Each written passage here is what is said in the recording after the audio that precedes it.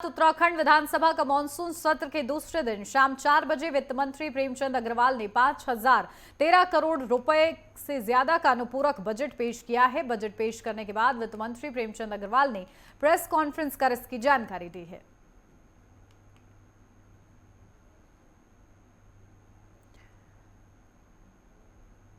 तो 5013 करोड़ का अनुपूरक बजट पेश हुआ है। वित्त मंत्री प्रेमचंद अग्रवाल ने इसके बारे में प्रेस कॉन्फ्रेंस भी की है। आपदा प्रबंधन विभाग के लिए करीब 718.40 करोड़ रुपए, तो समग्र शिक्षा के लिए 697.90 करोड़ और एसडीएमएफ के लिए 229.6 करोड़, सूचना विभाग के लिए करीब 225 करोड़, शहरी विकास के लिए 192 करोड़ और सीवरेज मैनेजमेंट कार्यों के लिए 120 करोड़, गैर सरकारी महाविद्यालयों के लिए 100 करोड़ रुपए का आवंटन किया गया है अनुपूरक बजट के माध्यम से। और इसी के साथ वित्त मंत्री प्रेमचंद अग्रवाल ने प्रेस कॉन्फ्रेंस करते हुए इसके महत्वपूर्ण जो बिंदु रहे हैं उनको भी समझाने का प्रयास किया है। हालांकि विपक्ष लगातार इस हंगामा कर रहा है अनुपूरक बजट के बाद, लेकिन बावजूद इसकी जानकारी साझा की गई है।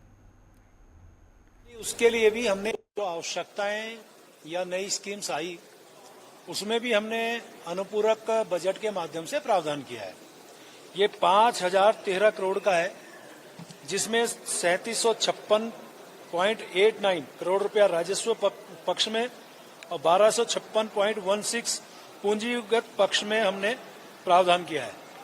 और आपको जानकारी देना चाह रहा हूं कि जिस प्रकार से माननीय धामी जी ने एक संकल्प लिया है कि हम लोग हर क्षेत्र में, यदि याद हो तो पिछली बार जो बजट प्रस्तुत किया था मैंने एक शब्द का जिक्र किया था, ज्ञान, GYAN, और उसका कहीं ना कहीं जो अंश है वो इसमें इस अनुपूरक बजट में भी हम लोगों ने दर्शाया है, उसको भी इसमें परिलक्षित किया है।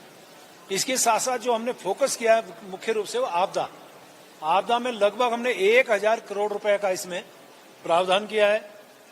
अनुरक्षण में हमने इसमें कोशिश की है कि जैसे हमारे यहाँ बार बार मेंटेनेंस और इसकी हम लोग बातचीत करते हैं तो उस पर भी हमने प्रावधान किया है। शिक्षा में प्रावधान किया है और जो हमारे वाइब्रेंट जो विलेजेस हैं, जो माननीय प्रधानमंत्री जी ने कहा था वो अंतिम गांव नहीं प्रथम गांव, यानी उसके लिए भी हमने 130 करोड़ का प्रावधान किया है।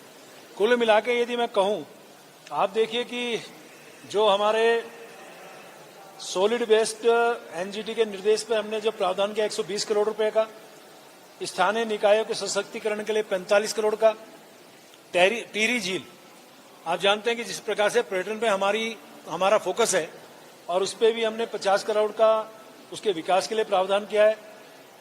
नाबार्ड पोषित लघु सिंचाई योजना के लिए 40 करोड़। अब ये जो लघु सिंचाई है एक तरह से किसानों से संबंधित यानी अन्नदाताओं से संबंधित विषय मैं कह सकता हूं।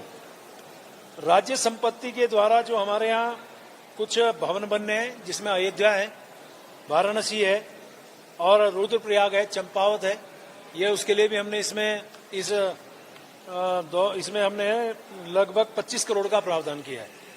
एक जो बात मुझे कहनी है वो ये है कि हमने अपने परिवारों को कहाँ हम लोग कितना लाभ दे रहे हैं परिवारजनों को, तो उसके लिए परिवार पहचान पत्र की योजना भी हम शुरू कर रहे हैं और उसके लिए 8 करोड़ 20 लाख रुपए का प्रावधान किया है।